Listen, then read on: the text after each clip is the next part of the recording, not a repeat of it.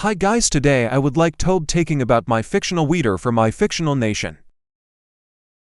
Marlin is the one on the top left corner and Hudson is the one in the center. As you can see, frozen precipitation like sleet and freezing rain starts in Marlin first. Hudson receives to and a little of snow. The temperatures are very cold and the very wind chills low up to digits or single digits. Here's a simple forecast for the two cities.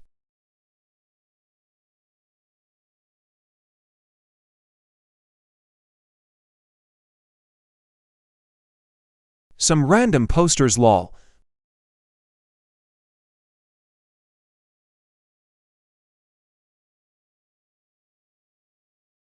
Thank you for watching and bye.